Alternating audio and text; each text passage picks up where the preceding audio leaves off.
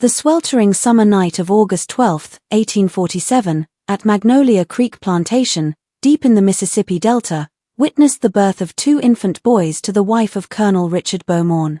One was as pale as moonlight, the other dark as the mud of the river. In the 72 hours that followed, 4 individuals would meet their end. Within a fortnight, 17 more would disappear without a trace. The county records from that month were sealed on the direct order of the governor, remaining closed for 93 years. When they were finally opened, the documents revealed details about superfecundation heteropaternal, a rare medical phenomenon where twins are sired by different fathers. Yet this revelation was insignificant compared to what the records concealed: a web of systematic murder, a conspiracy of silence, and a rebellion that came perilously close to reducing the entire delta to ashes. Before we delve further into the story of Magnolia Creek and the night that altered everything, ensure you are subscribed to Liturgy of Fear. Click that notification bell and comment below with the state you're listening from. The events that transpired in Mississippi in 1847 may have disturbing connections to buried secrets in your own hometown. The cataclysm of that August did not truly begin with a birth. Its origins lay 7 months earlier, in the cold, calculated cruelty that defined every plantation in the Antebellum South. Magnolia Creek sprawled across 4,000 acres of the most fertile soil in Esquina County.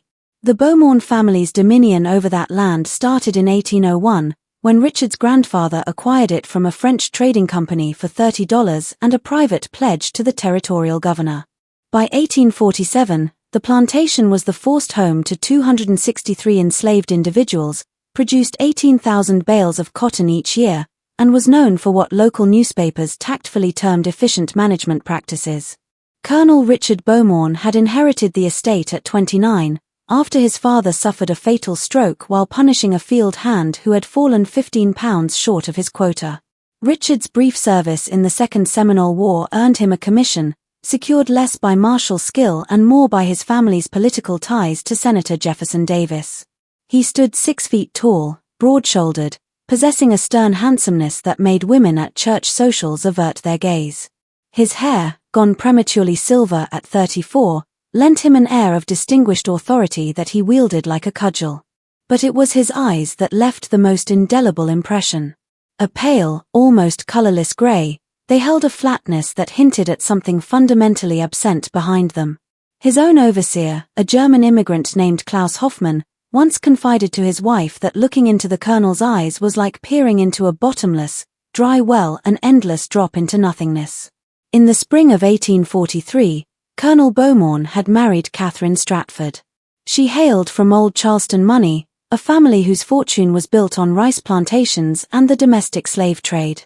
Catherine was 22 on her wedding day, educated at a Richmond finishing school, fluent in French, and accomplished at the pianoforte. She had honey-colored hair arranged in elaborate braids, a slender figure accentuated by the tight corsets of the era, and a smile that never quite reached her hazel eyes. Theirs was a marriage arranged by their families, a merger of Delta cotton and low country rice, of political influence and social standing. Romance played no part in it. Catherine moved into the grand house of Magnolia Creek, a 2-story Greek Revival mansion with 6 imposing columns and an unused widow's walk, and attempted to reconcile herself to her new existence. The Mississippi Delta of 1847 was a world of contradictions that would confound any outsider. Immense wealth coexisted with brutal poverty. Grand balls and poetry readings were held in houses constructed by enslaved craftsmen who were forbidden to read. Churches preached of Christian mercy on Sundays, after which their congregants returned to plantations where human beings were worked to death by Thursday. The cognitive dissonance required to sustain this system forged a society that was, at its core, profoundly unstable and paranoid. Esquina County was particularly isolated, even by Delta standards. The Mississippi River dominated all aspects of life: commerce, transportation, socializing, and the ever-present threat of floods that could obliterate a year's harvest in a single night. The nearest town of any significance was Vicksburg, a 40-mile journey downriver, accessible only by steamboat or a treacherous road that became an impassable quagmire for months. This isolation bred insularity. The dozen or so plantation families in the area socialized, intermarried, and conducted business almost exclusively with one another, presenting a unified front on all matters concerning slavery, politics, and the increasingly hostile rhetoric from the North. In this sealed world, reputation was everything. A hint of scandal could ruin a family. A whisper of abolitionist sympathy could lead to social exile, or worse. Any threat to the racial hierarchy that underpinned the entire system was met with a swift and violent response. Catherine Bowmont understood these rules. She had been raised within them, trained in the delicate art of preserving appearances while ignoring ugly truths. But understanding the rules and living comfortably within them were two different matters. Her first year at Magnolia Creek passed in a blur of supervised activities and a suffocating routine. She managed the household staff, 6 enslaved women who cooked, cleaned, and maintained the house. She received visitors on Thursday afternoons. She attended church every Sunday at Deer Creek Baptist, where Reverend Amos Pritchard delivered sermons that used selective biblical interpretation to justify slavery. She hosted dinner parties for neighboring planters and their wives, serving elaborate meals on imported china while pretending not to hear the screams that sometimes drifted up from the quarters after dark. And she tried, unsuccessfully, to produce an heir. The Colonel wanted a son. He made this clear in ways both explicit and implicit. He needed a boy to carry on the Bowmont name, to inherit the plantation, to secure the family's legacy. When Catherine failed to conceive in the first 6 months of marriage, his patience waned. After a year with no pregnancy, his impatience soured into something colder and more dangerous. She finally conceived in the summer of 1844. The pregnancy was difficult, plagued by all-day morning sickness, debilitating fatigue, and painful swelling in her legs. Yet she endured it, believing a child might soften the Colonel, giving their hollow marriage a purpose beyond social obligation and dynasty. In March of 1845, she gave birth to a girl. They named her Margaret, after the Colonel's mother. The baby was small, born a month premature, with a weak, worrying cry. But Catherine loved her instantly with a fierce, protective passion she never knew she possessed. For 3 weeks, she scarcely left the nursery. She nursed Margaret herself, despite the Colonel's insistence on hiring a wet nurse. She rocked her daughter through sleepless nights, singing and praying over her. On April 8, 1845, Catherine awoke to find Margaret cold in her cradle. The infant had died in the night. There were no marks, no signs of distress. The doctor who examined the tiny body called it a crib death, a tragic but not uncommon fate for premature babies. Catherine knew better. She had heard the Colonel enter the nursery around 2 a.m. She had heard the floorboards creak, the cradle rock gently, his departure. She had been in that half-awake state peculiar to new mothers, always listening for their child's cry, but was too exhausted to rise, assuming he was merely checking on the baby. By dawn, Margaret was gone. Catherine never spoke of it. Not to the doctor, the midwife, or anyone. What could she say? She possessed no proof, only a mother's instinct and the memory of footsteps in the dark. And even with proof, who would have believed her, or cared? This was Mississippi in 1845. A man's authority over his household was absolute.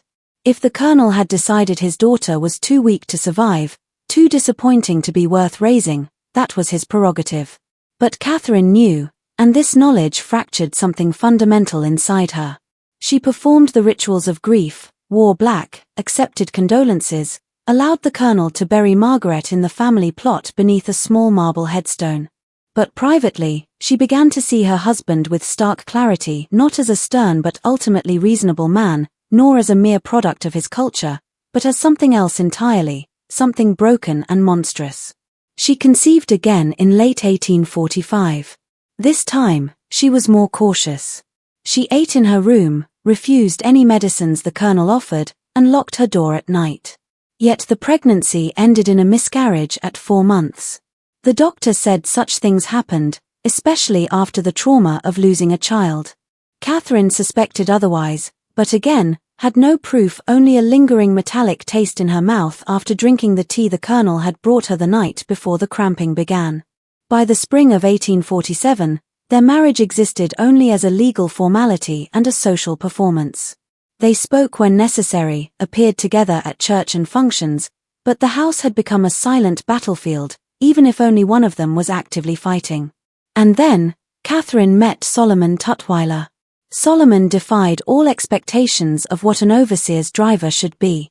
The position, an enslaved man appointed to help manage other slaves, a middle tier in the plantation's brutal hierarchy, typically went to large, intimidating men who could enforce discipline through brute force.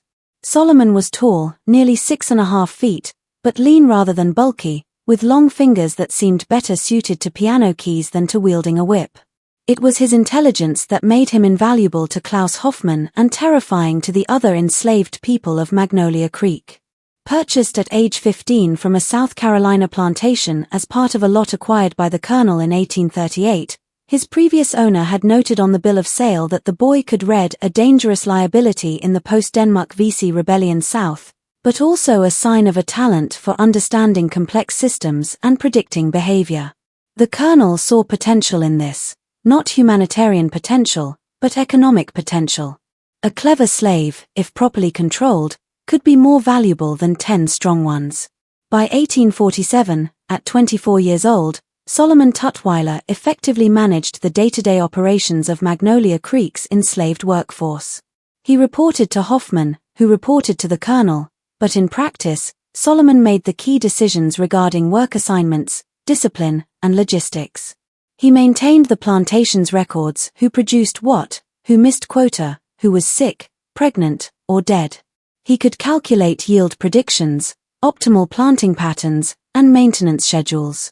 He could also identify which enslaved person was most likely to run, rebel, or slow production. And he knew precisely how to prevent all three. The other slaves despised him with an intensity that surpassed the usual resentment toward drivers. Solomon wasn't just enforcing the system, he understood it, manipulated it, and used it for his own survival. He informed on escape plans before they were fully formed. He identified potential leaders of resistance and reported them to Hoffman before they could organize. He administered punishments with a clinical efficiency that was somehow worse than rage.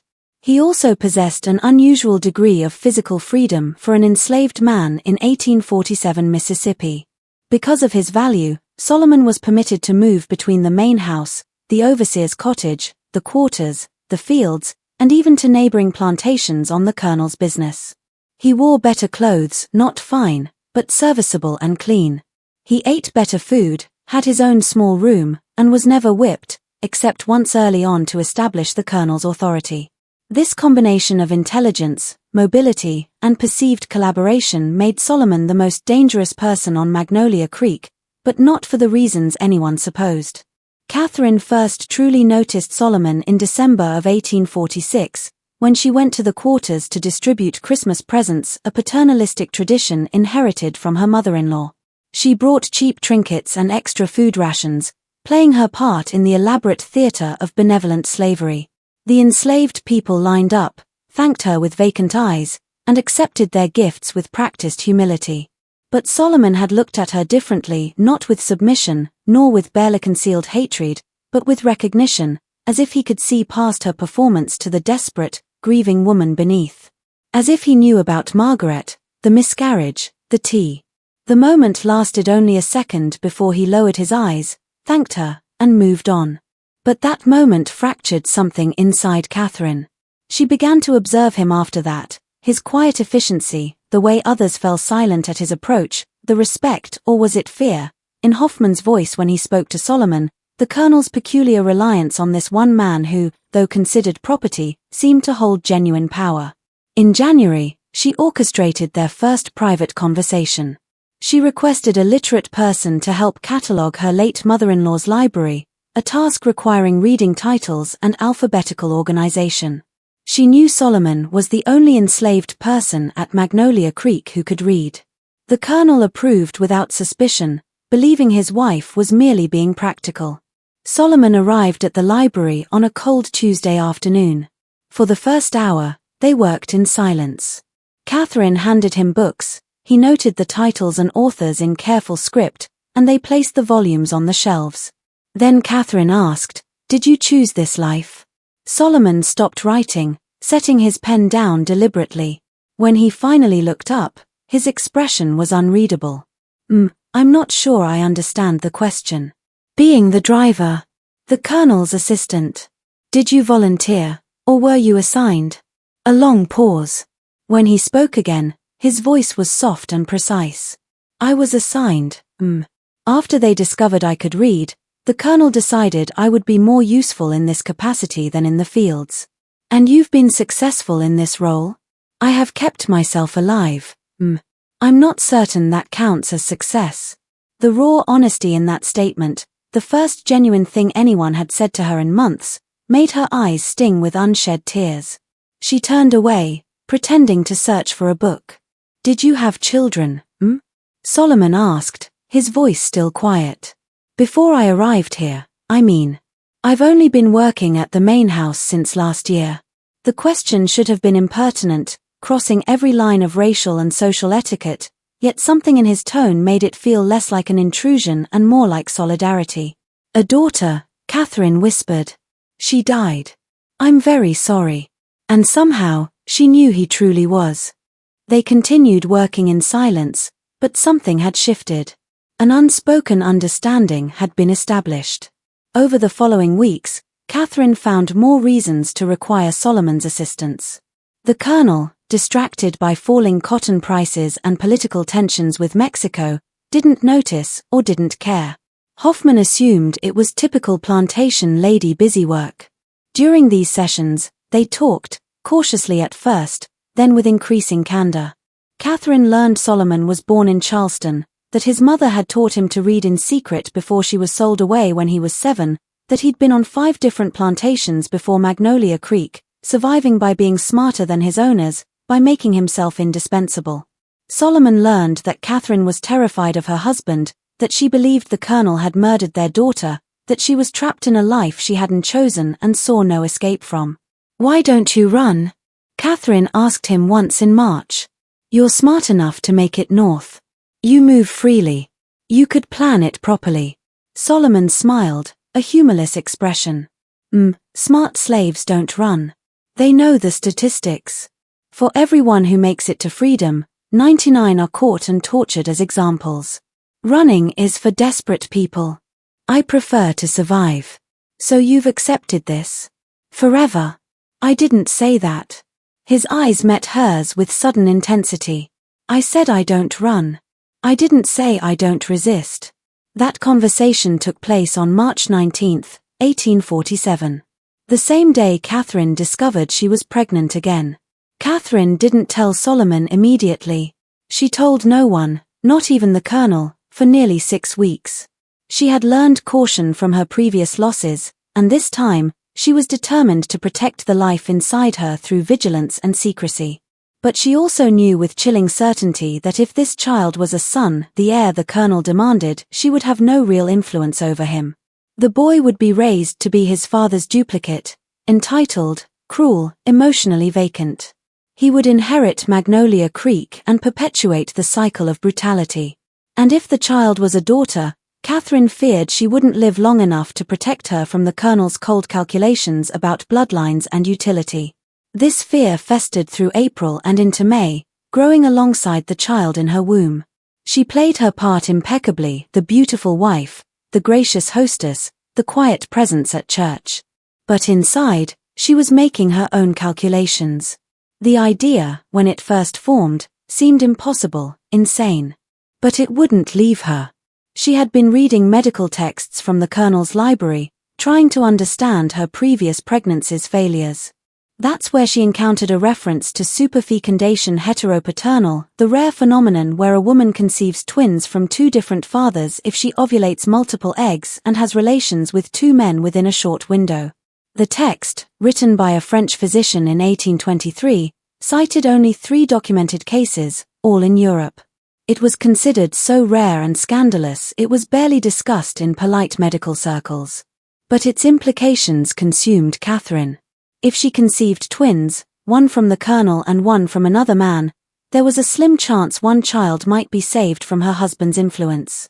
If one child was visibly not the colonel's, He might reject it entirely, send it away, or allow Catherine to raise it separately. That child, at least, wouldn't grow into another Richard Bowmont. It was a desperate plan, built on statistical improbability and wild hope. But Catherine was desperate. On May 23, during a library session, Catherine asked Solomon a question that would alter both their destinies.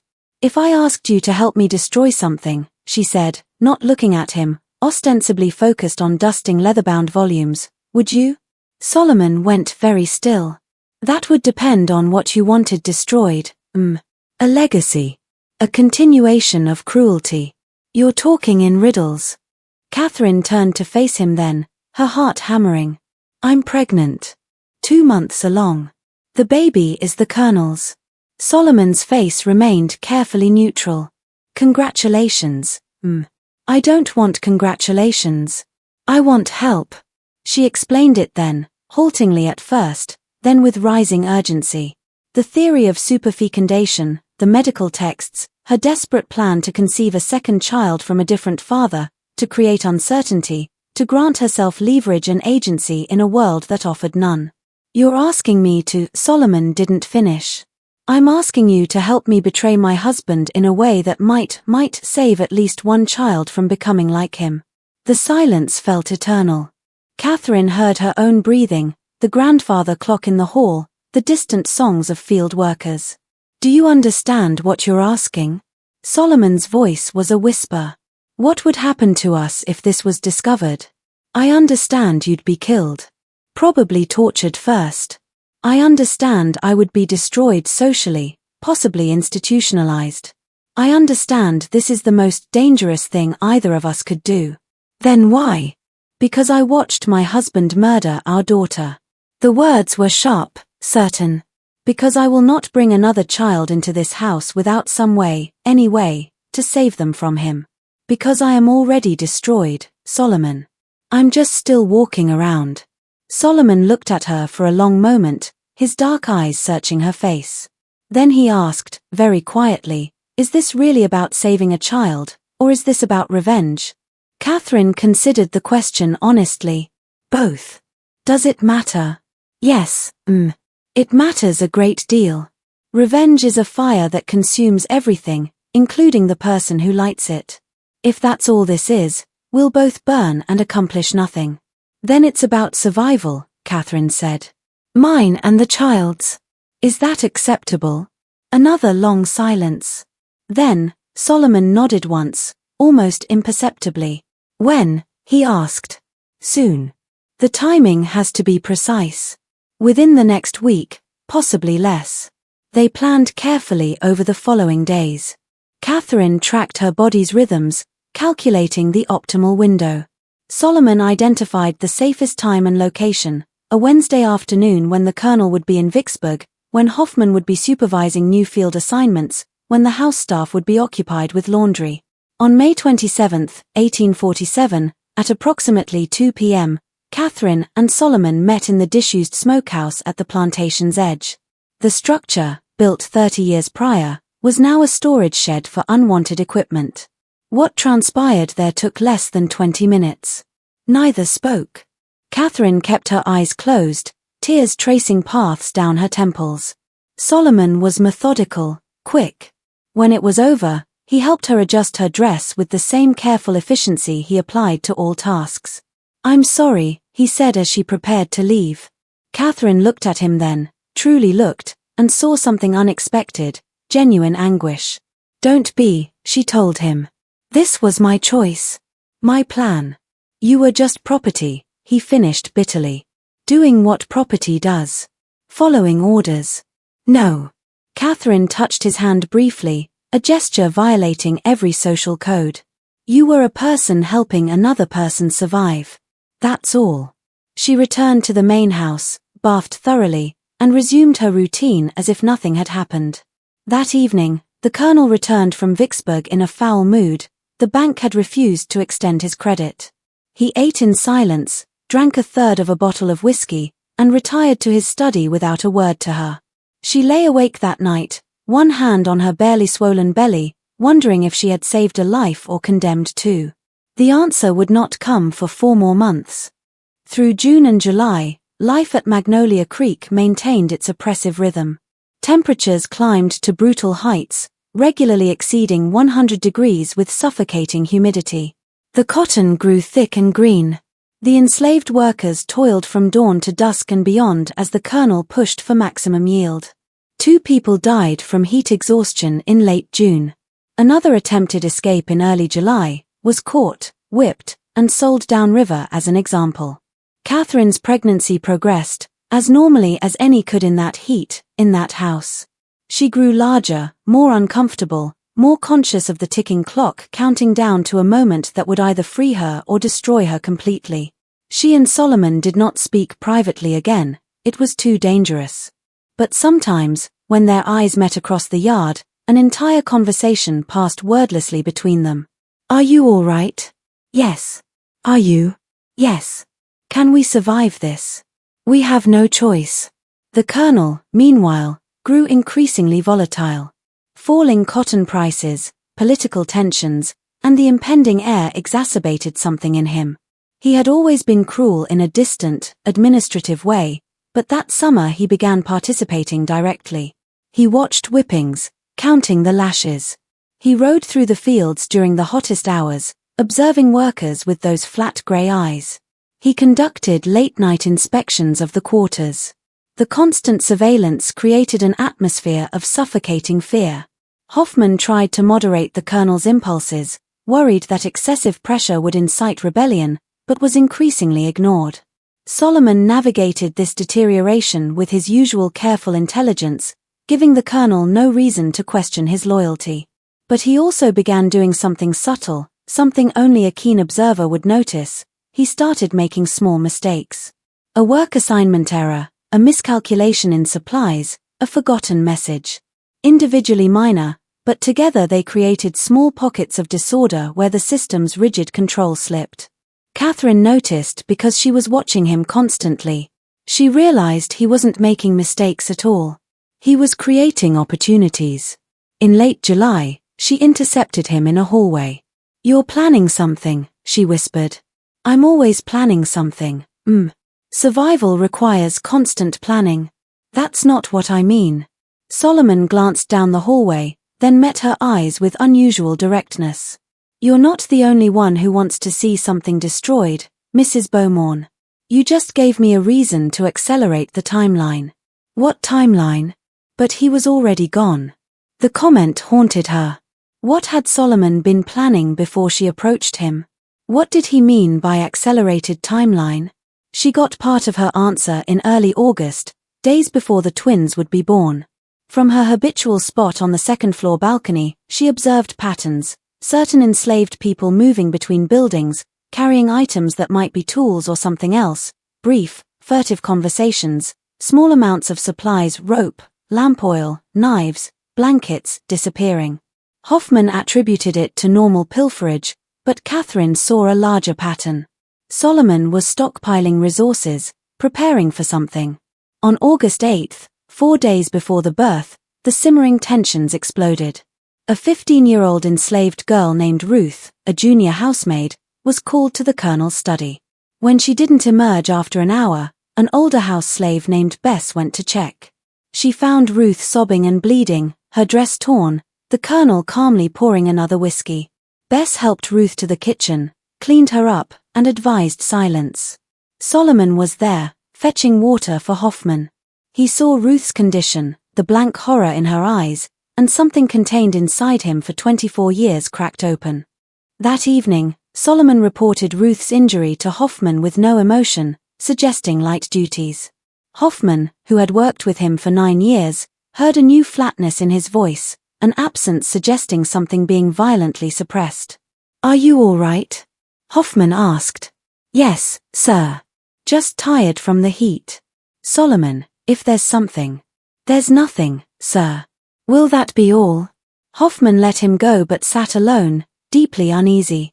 He had always known Solomon was dangerous. For the first time, he wondered if that danger was no longer contained. Catherine learned about Ruth the next morning from Bess, told in the careful, coded language the enslaved used. A cold, Final certainty settled in her chest. This was who her husband was. That evening, she wrote a letter to her brother Thomas in Charleston, something she had never dared. She hid it in her sewing basket, unsure if she could ever send it, but needing to create a record. It read in part, "Dear Thomas, if anything should happen to me during childbirth, know it was not God's will. I have reason to believe my husband is not a safe person. Please look after my children. Your loving sister, Catherine." She sealed it and hid it between the pages of her Bible, a book the Colonel would never touch. 3 days later, on the night of August 11th, Catherine went into labor. The contractions began just after sunset. She was in the music room, pretending to read, when a sharp pain seized her. Bess understood immediately. "I'll fetch the midwife, and tell the Colonel." "No," Catherine said sharply. "Not yet. Not the Colonel. Just the midwife. Tell him I retired early feeling unwell." Bess looked at her strangely but nodded and hurried out. The midwife, an enslaved woman named Dina who had delivered half the babies at Magnolia Creek, arrived quickly. She examined Catherine. "First baby takes a while, but you've done this before. Your body knows." But Catherine had done this before, and both times ended in death. She couldn't shake the feeling this labor would be different, charged with the violence simmering beneath the surface, the secrets about to be torn into the open. Hours passed, contractions intensifying. Around midnight, Bess finally informed the Colonel. He was in his study. "How much longer?" he asked. "Hard to say, sir. Could be hours." He nodded, poured another whiskey, and returned to his paperwork. He did not check on his wife. But while the main house focused on the birth, something was stirring in the quarters. During his rounds, Solomon paused at each cabin, delivering a whispered message. "Tonight, be ready when you hear the bell." There was no bell at Magnolia Creek, but everyone understood. It was a signal, a beginning. By 2 a.m., Catherine's screams carried through the house. Women in the quarters winced, men tried not to listen. Hoffman, in his cottage, heard them and felt a profound unease. The air itself felt charged, oppressive. At 3:15 a.m., Dina announced it was time to push. Catherine bore down with everything she had. The first baby came quickly, a boy, small but healthy, crying lustily. Catherine reached for him desperately. "A boy," Dina smiled. "Strong lungs. The Colonel will be pleased." But before Catherine could hold him, another contraction, stronger than any before, seized her. Dina's eyes widened. There's another one. You're carrying twins." The next 10 minutes were a blur of agony. Catherine pushed until the world narrowed to pain and pressure. The second baby came at 3:47 a.m., another boy, slightly larger, also crying, also healthy. But when Dina wiped him clean and saw his skin unmistakably darker than his brother's, her hands froze. "Let me see him." Dina hesitated, then placed the second baby in Catherine's arms. In the lamplight, the difference was undeniable. The first twin was pale with fine blonde hair and grey eyes. The second had caramel-colored skin, dark hair, and eyes already hinting at brown. The superfecundation had worked. Dina whispered, shaking. "What have you done?" Before Catherine could answer, the door opened. The Colonel stood there, whiskey glass in hand. His eyes went to Catherine, then to the babies. His face showed no emotion, then that terrible flatness. He stepped inside, set his glass down carefully, and approached the bed. "2 sons," Catherine said weakly. "Twins." The Colonel looked at the first baby, touched his pale cheek. Then he looked at the second, and his face changed. A cold calculation behind his eyes. "Whose is he?" His voice was quiet. "Yours." "They're both." "Don't." The word was sharp as a blade. "Don't insult me, Catherine. I'm not blind." He leaned closer, examining the second twin with detached curiosity. "Whose is he?" Catherine's mind raced. "There's a medical condition, superfecundation. I know what it is." The Colonel straightened, draining his whiskey. "I'm not uneducated. It requires you to have lain with 2 men in a short time. So I'll ask again. Whose is he? The silence stretched. Finally, Catherine whispered, Solomon. Solomon Tutweiler. She expected violence, rage. Instead, he nodded as if confirming a suspicion. Your driver, Dina breathed, backing away. Lord have mercy. Get out, the colonel said without looking at her. Tell no one. Do you understand? Yes, sir. Dina fled. The colonel walked to the window. Here's what will happen. You stay here. The babies go to a wet nurse. No one sees the second child. And Solomon will be dealt with appropriately. Please, Catherine begged, clutching her sons. Don't hurt him. This was my idea. He was just following orders. The colonel turned, and for the first time, she saw genuine emotion in his eyes, satisfaction. Yes, I imagine that's how you rationalized it. But a slave who touches a white woman hangs. That's the law. Then hang me, too. He smiled. Oh, my dear, you're more useful alive.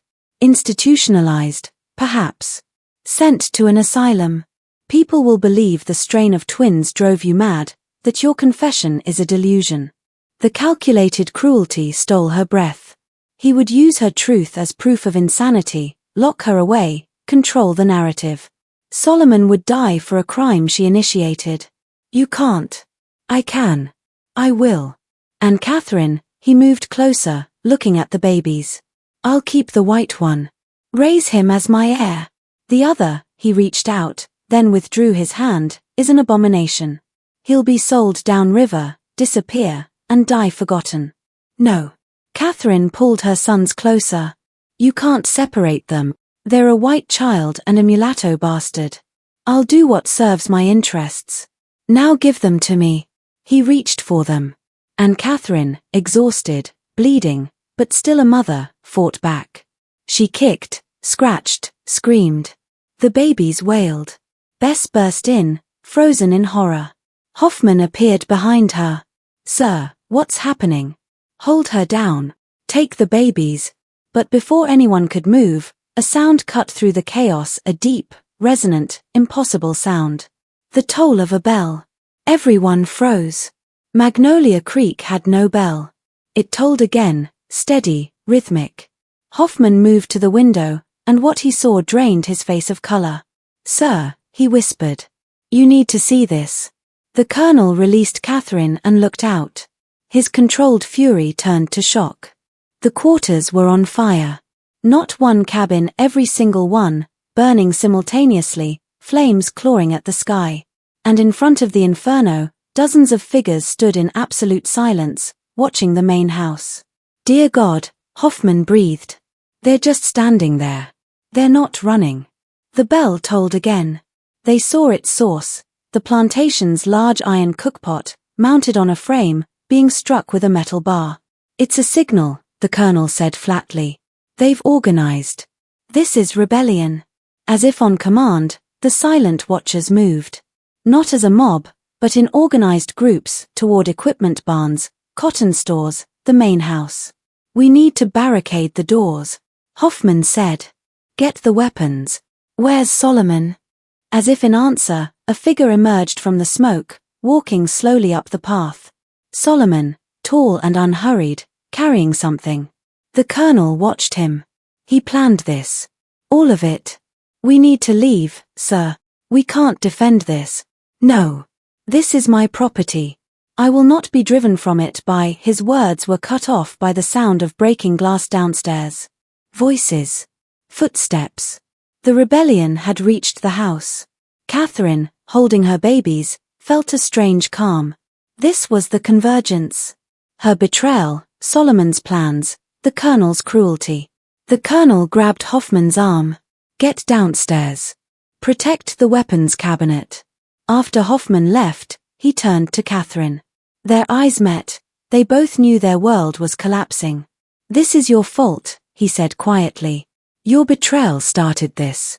No, Catherine replied, her voice steady. Your cruelty started this. With Margaret. With Ruth. With everyone. I just gave Solomon a reason to act on a plan he'd been making for years. You created this. I accelerated it. He stared at her, then walked out, locking the door behind him. Catherine was trapped with her newborns when she heard the first gunshot from downstairs. The next hour was a nightmare of fire and blood. Hoffman reached the weapons cabinet, armed himself, and took position. But the rebels didn't attack directly. They locked the doors from the outside and set the first floor ablaze. Solomon had planned this, studying the wooden house's layout. Flames started in the kitchen, spreading rapidly. Smoke filled the lower floor. Hoffman, trapped, shot through the study door.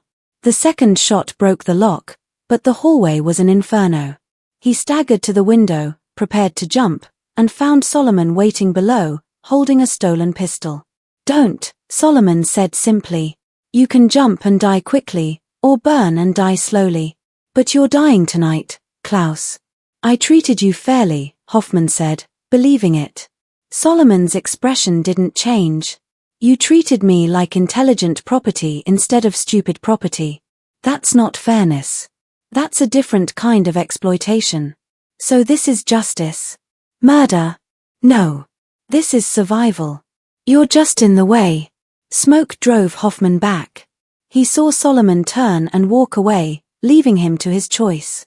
Hoffman chose the fire, dying surrounded by ledgers documenting human beings as livestock. The colonel, seeing smoke filling the first floor, went upstairs. He broke the lock on Catherine's door, his own lock, and entered. She sat in bed, calm, babies in her arms. "We need to leave. Now." "How?" "You locked the doors. Your people set the fire. Where can we go?" He evaluated the window drop too far. Looked to the widow's walk. "Can you walk?" "I don't know. Probably not far. Then I'll carry you and the babies." Catherine laughed, a hollow sound. "Now you want to save us? Both babies? Even the abomination?" "They're my property," he said flatly. "All three of you. I don't surrender property. Now move." But Catherine didn't move. She looked at him with complete clarity and made her decision. "No." "What did you say?" "I said, no. I'm not going with you. I'm not letting you take these babies. I'm done, Richard. I've been dead inside for years. The only difference is the house is burning, too. You're hysterical. I'm clear-headed for the first time." She stood shakily. "I'm going to walk out of this house.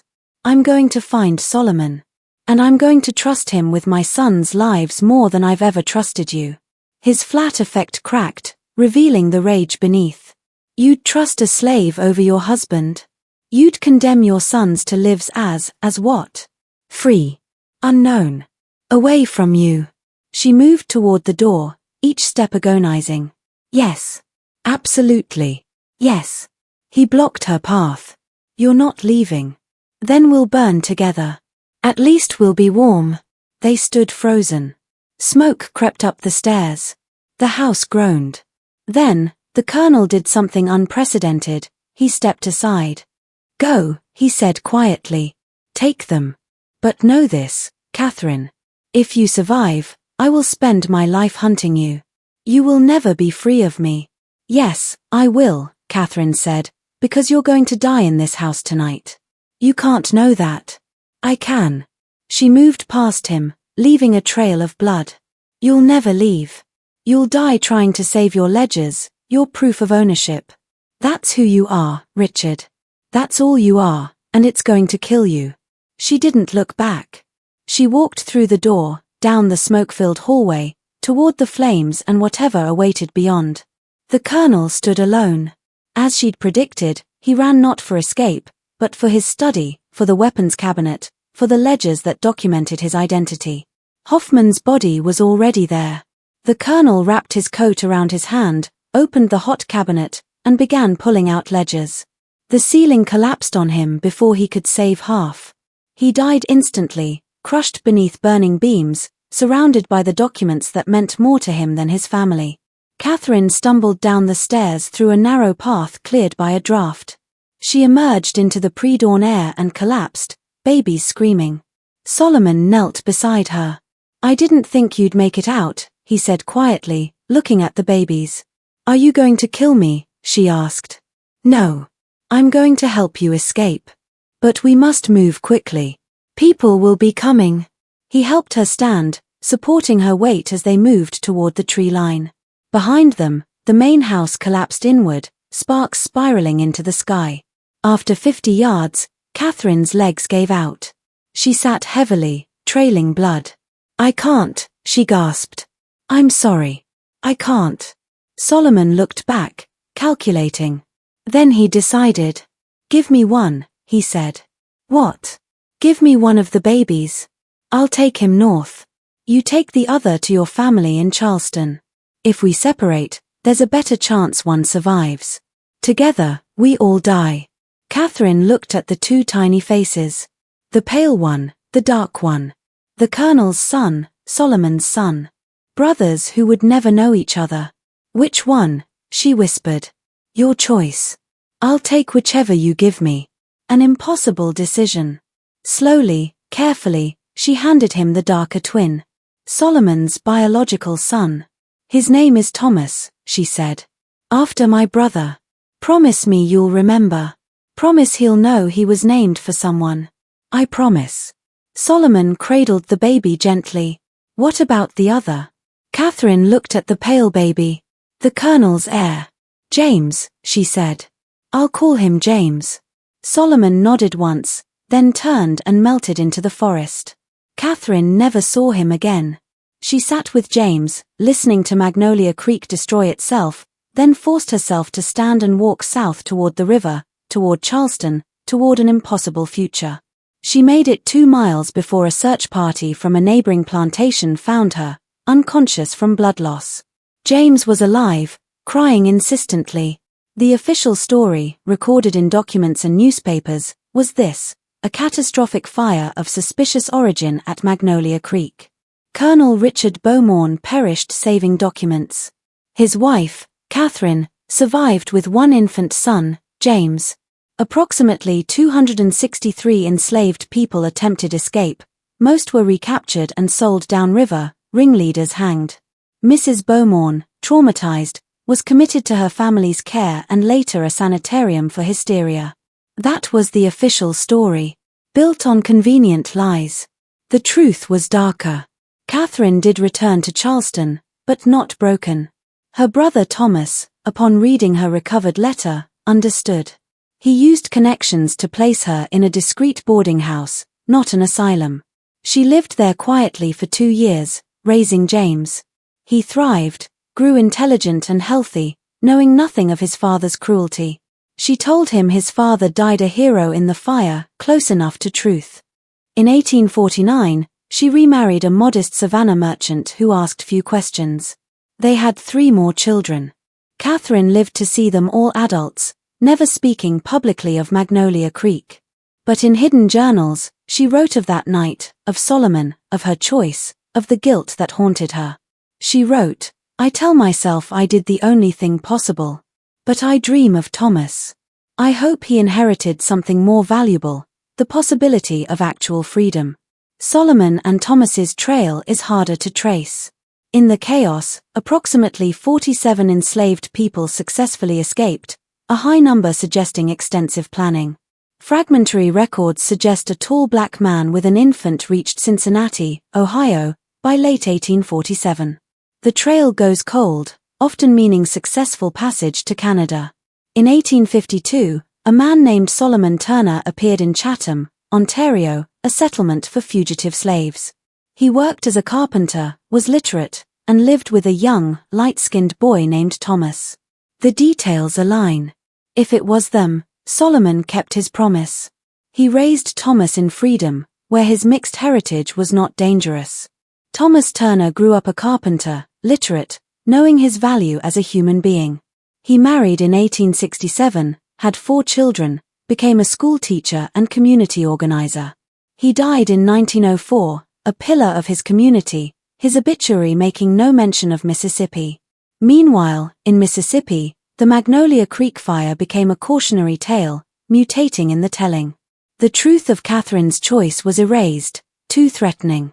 The land sat empty, deemed cursed, changing hands repeatedly, crops failing, owners selling at a loss. During the Civil War, Union forces burned the remains. By 1900, it was subdivided into sharecropper farms, the main house gone, the cemetery weathered. Only Margaret's marble marker remained clear, gone too soon. An epitaph for all touched by that August.